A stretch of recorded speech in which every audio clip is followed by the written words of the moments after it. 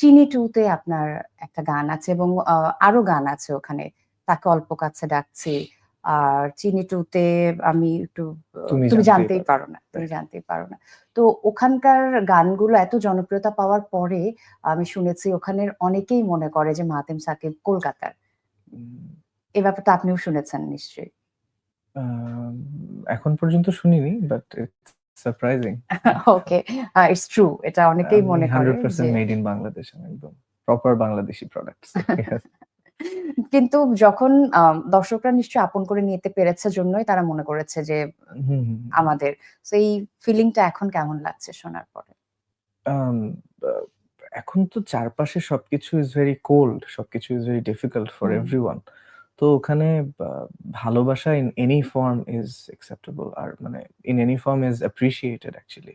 আ তো আ আপ্লুত হয়ে যাই। খুব নিজেকে খুব সৌভাগ্যবান মনে হয়। যেখান থেকেই আমি ভালোবাসা রিসিভ করি, প্রশংসা রিসিভ করি। আম আরো বেটার কাজ করতে ইচ্ছে হুম। করে। এই ওকে। আরকি। এই যে ভালোবাসা এবং প্রশংসা রিসিভ এর কথা শুনছিলাম।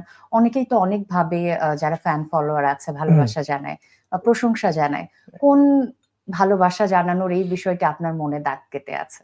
সবথেকে সুন্দর ওয়েটা কি ছিল বা কোন কমপ্লিমেন্টটা ছিল? There are a bunch of compliments যেটা আমি পাই সবসময়। যেমন মারা আমার গান অনেক শোনেন। তো তারা আচ্ছা। বলেন, "তুমি আমার বড় ছেলের মতন" বা "তুমি আ তোমাকে আ তোমার মতন আমার ছেলের বিহেভিয়ার হলে I'll be happy." আ এই একটা গ্রুপ অফ পিপল আছে যাদের কথাবার্তা সবসময় আমাকে ইন্সপায়ার করে। আর এছাড়াও একটা ইনসিডেন্টের কথা মনে হুম, পড়ছে যখন 'এই মন তোমাকে দিলামের' এই কমেন্ট সেকশনে কোনো একটা কমেন্ট। এটা আমার best friend he works with me. ও আ আমাকে পাঠিয়েছিল। হুম, তো বেসিক্যালি কোনো একজন মেজর ছিলেন যিনি দেশের বাইরে কোনো একটা ইউএন মিশনে গিয়েছিলেন। হুম। তো উনার জন্যে it was difficult to surf the internet আরকি। তো উনি ফোনেও কথা বলতে পারতেন না উনার ফ্যামিলির সঙ্গে, এরকম সিচুয়েশন ছিল। মানে অত সহজে কথা বলতে পারতেন না। ওকে। তো তখন ওই ৩-৪ মাস বা ২-৩ মাস যে সময়টাই উনি কোর্সে ছিলেন, উনি নাকি পুরোটা সময় ওই একটা গানই বারবার লুপে শুনেছেন। অ্যান্ড আ উনি আমাকে পরে দেশে এসে ওই জিনিসটা আবার YouTube এ কমেন্ট করেছিলেন। So it's very warm for me আমার জন্যে। ওই জিনিসটা অনেক স্পেশাল লেগেছিল। নিঃসন্দেহে খুব থ্যাংক ইউ। প্রেশাস একটা ফিলিং। ইট ইস। আচ্ছা আমরা তো একটু বড়দের গল্প শুনলাম। তরুণীরা যেভাবে ভালোবাসা জানায় বা গান ভালো লাগে জানায় তাদের কোনো একটা ইনসিডেন্ট?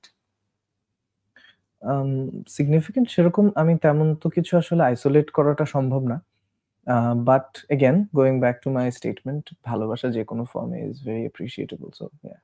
ওকে, যাই হোক উত্তরটা আমি বের করতে পারলাম না।